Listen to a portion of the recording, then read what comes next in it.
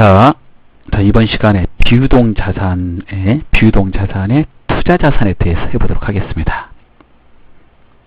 먼저 비유동자산의 정의는 유동자산이 아닌 자산을 비유동자산이라고 합니다. 쉽죠. 그 비유동자산에 투자자산, 유형자산, 무형자산, 그 다음에 기타 비유동자산 이렇게 있습니다. 순서대로 학습하도록 하겠습니다. 자, 그 투자자산입니다. 이번 시간에. 자, 팁에 보시면 앞에 설명했듯이 이론만 계속 공부하면 힘드시니까 실무하고 같이 병행해서 하십시오. 이론 좀 많이 했다 그러면 실무도 많이 하시고. 그래서 그 실무의 일반전표 입력 그 부분 같이 병행해서 하시면 됩니다. 그렇게 하고 계시는 거죠? 먼저 투자자산의 정의를 한번 보도록 하겠습니다. 기업이 장기적인 투자 수익이나 타 기업 지배 목적 등의 부수적인 기업 활동의 결과로 보유하는 자산이다. 그렇군요. 이런 거 이제 투자라고 본다 이런 거죠. 첫 번째 장기 금융상품 보겠습니다. 실무에서 쓰는 개정 과목입니다. 장기성 예금, 특정 현금과 예금 이게 시험범입니다. 장기성 예금은 시험에 나오는 게 정기예금, 정기적금이 많이 나오는데요. 이 정기예금, 정기적금의 만기가 보고기간 말로부터 1년 이후에 도래할 때입니다. 그래서 정기예금, 정기적금은 꼭 만기를 잘 확인하셔야 돼요. 1년 이내이면 정기예금, 정기적금 이렇게 써요. 근데 1년 이후이면 뭘로 한다? 장기성 예금으로 한다. 그 다음에 두 번째, 특정현금과 예금. 특정현금과 예금은 장기금융상품 중 사용이 제한되어 있는 예금을 말합니다. 일정 기간 동안 사용될 수 없는 예금을 말하는데요. 주로 당좌 개설 보증금이 여기에 해당이 됩니다. 시험에 이거 하나밖에 안 나와요. 나오면. 최근에는 나오고 있지 않아요. 당좌예금 통장을 개설할 때 보증금을 내게 됩니다. 그 보증금은 해약할 때까지는 이제 돌려받지는 못해요. 해약을 한다 그러면 돌려받는 거니까 그 보증금은 통장을 개설한 회사 거죠. 그래서 그 뭐라고 써놔야 되잖아요. 그거 특정 목적으로 예치한 돈이다 그래서 특정 현금과 예금 이렇게 쓰는 겁니다. 자, 보고서로 이제 표시될 때요. 1번, 2번은 장기 금융상품으로 표시됩니다. 내용 특별한 게 없어요. 정기예금 통장을 개설하고 100만원을 자기합수표로 입금하였다. 그러면 이 만기를 봐야 된다고 그랬죠. 2년짜리니까 장기성 예금, 자기합수표는 주고받을 때 현금이니까 현금 이렇게 차변의 자산의 증가, 대변의 자산의 감소 이렇게 되는 거죠.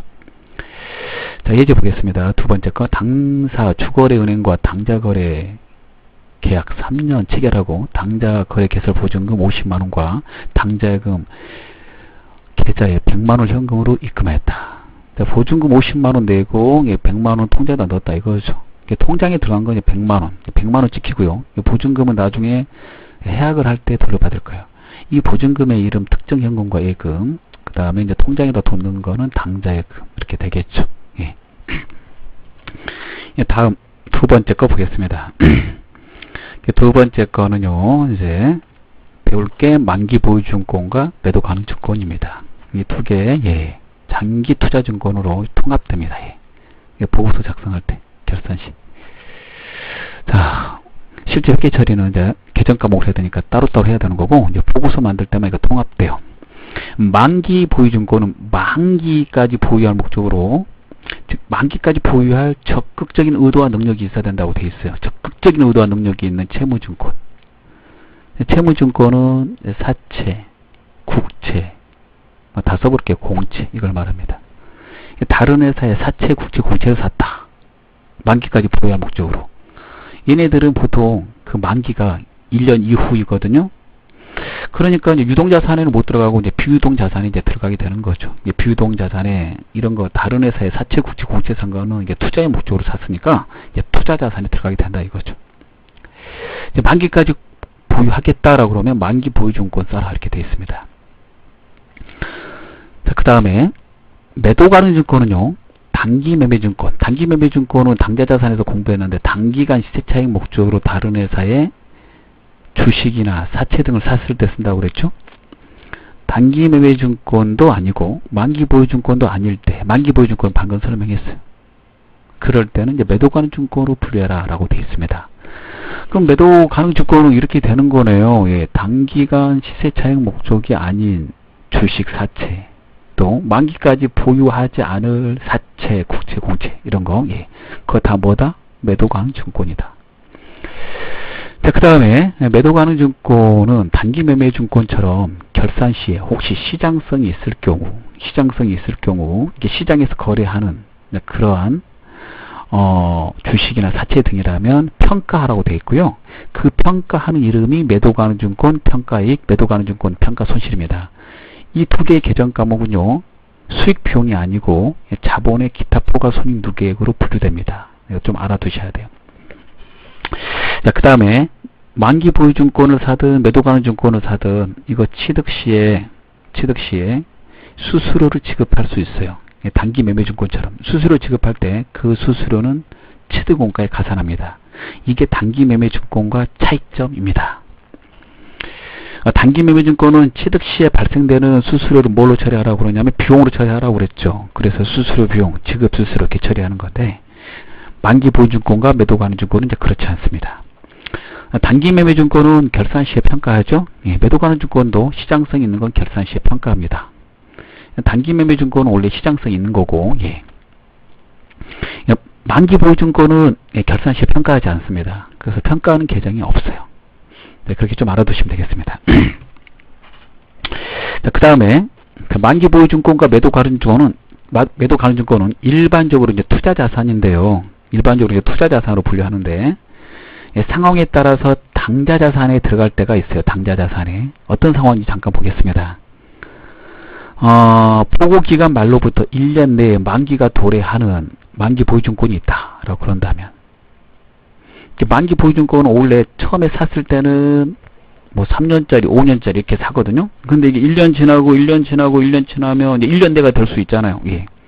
그러면 그 만기 보유증권을 투자자산으로 분류하면 안 돼요. 1년 내 만기가 되는 거니까 그런 경우 그 만기 보유증권은 뭘로 분류하라고 되어 있냐면 당좌자산으로 분류해야 된다 이렇게 되어 있어요. 그래서 프로그램에 만기 보유증권을 쳐보시면 이렇게 실무를 해보시면 계정 과목이 두 개가 있어요. 두 개. 만기 보유증권도 두 개 있고 매도 가능 증권도 두 개 있는데, 만기 보유증권부터 설명했으니까 첫 번째 건 앞에 보이는 거는 이제 당좌자산 거고 뒤에 거는 이제 투자자산 겁니다. 시험 볼 때 당좌자산의 그 만기 보유증권은요, 이론 문제에서만 물어보고 실무에서는 물어보지 않아요. 이렇게 실기 하실 때는 그 두 번째 거 투자자산 거 고르면 되겠습니다. 그 다음에 매도 가능 증권 단기 매매증권과 만기 보유증권이 아니면 이제 매도 가능 증권으로 분류하는데, 매도 가능 증권 1년 내에 팔 수도 있어요. 1년 내에. 단기 매매증권은 시장에서 거래하는 시장성이 있는 주식 사채로 1년 내에 판매할 목적으로 가지고 있는 거죠.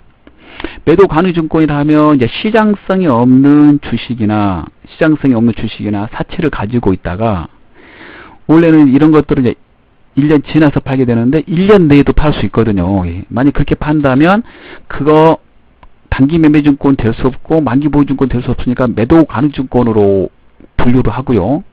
그 세 개 처리하고 당좌자산으로 분류를 시켜야 됩니다. 그래서 프로그램에 매도 가능 증권도 두 개가 있습니다. 그리고 또 한 가지 맨 밑에 좀 중요 표시하시고 이론이 나오는데, 단기 매매증권이 시장성을 상실했다, 즉 시장에서 거래를 하지 않는다 그러면 매도 가능 증권으로 분류해야 됩니다. 이럴 때 매도 가능 증권도 당좌자산으로 분류가 들어가겠죠. 단기 매매증권은요, 예, 시장에서 거래가 돼야 돼요. 단기간 시세 차익 목적이 돼야 되니까, 예. 좀 알아두세요. 예. 자, 시험에서 나올 때 매도 가능 증권 두 개 나오면 실무 시험 볼 때 두 번째 거 투자자산 거 고르면 되고, 이 내용은 이제 이론에서만 이제 물어봐요. 이론 이제 사지선다이다 보니까 좀 어렵게 낼 때 물어봅니다. 다음 나머지 보겠습니다. 장기 대여금은 우리가 대여를 하는데 1년 후에 돌려받기라고 되어 있을 때죠. 반대되는 말이 뭐라고 그랬어요? 예. 장기 차익금이다 이렇게 말했습니다. 예. 그 다음에 투자부동산은 투자의 목적으로 부동산을 샀을 때죠. 부동산이니까 토지, 건물 이런 거 산 거예요. 그다음 세 번째 퇴직연금 운용자산, 이게 중요합니다. 자, 이 계정은요, 직원 퇴사에 대비해서 퇴직금을 외부에다 불입할 때 씁니다. 퇴직연금을 외부에다 불입할 때, 사회, 회사 밖에다 불입할 때 그 상품이 두 가지가 있습니다. 하나는 확정급여형 퇴직연금이 있고, 하나는 확정기형 퇴직연금이 있어요. 확정급여형을 DB라고 그러고요. 영어 약자로 확정기형을 TC라고 합니다.